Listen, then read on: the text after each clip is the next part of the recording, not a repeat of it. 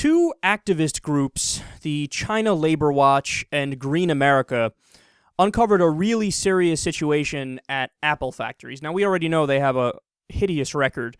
What is it, the Foxconn factory in China, I think it is? They had to literally put up nets outside of... First of all, they made people live where they work. They made them live, like, right there. And they'd work these ridiculous shifts.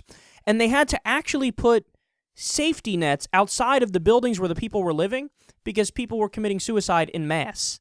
Like, everybody was jumping out of their window saying, I'd rather fucking die than live this life where I'm basically a slave. I mean, such a crazy situation. But we have a new story now that we've known about that for a while. This is a whole separate issue, and it's pretty bad as well.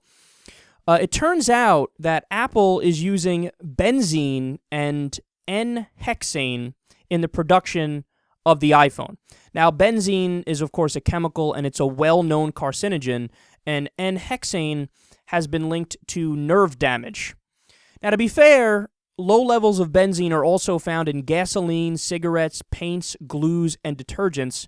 So it's not just Apple that is using this chemical, but the issue is twofold. Number one, the quantity of the chemicals, and supposedly they're putting more in than what would normally be considered safe. And number two, how you apply them and use them. And Apple's response to this has been hilarious. I mean, they point out that they already stopped using some hazardous chemicals, quote, including PVC plastic and brominated flame. Yeah, that doesn't make us feel any better. Yeah, we stopped using some of the carcinogenic shit that's going to get in your body and kill you, but all of it, don't ask for too much over here. Don't get crazy. Now, they also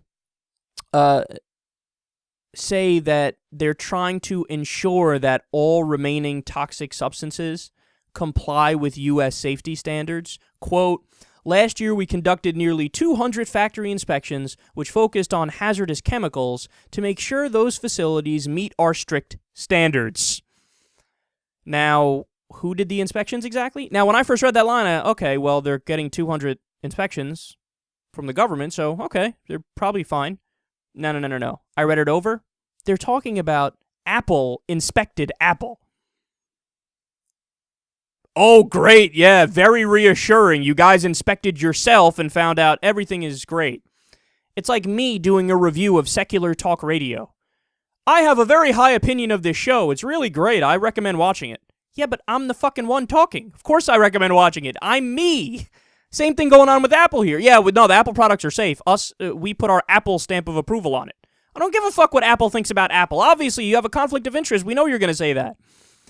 Now, keep in mind, this isn't just theoretical that this shit is really bad for you. A 29-year-old worker died of cancer in 2009. 29 years old died of cancer in 2009 in a Samsung factory because they used benzene. So this is a serious threat. And how much would it cost to change the practice? $1 per device. $1 per device. This is a company that earned $37 billion during its last fiscal year. They have a market value of about $480 billion. $480 billion. That's higher than any other publicly traded company.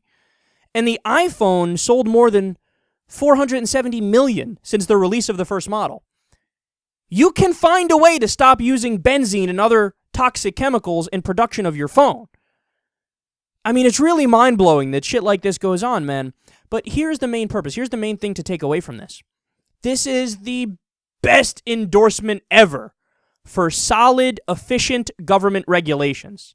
You know, I always find it funny when people say, are you in favor of small government or big government? What does that mean? What does that even mean? That's such a broad, vague question. It's such a generic question.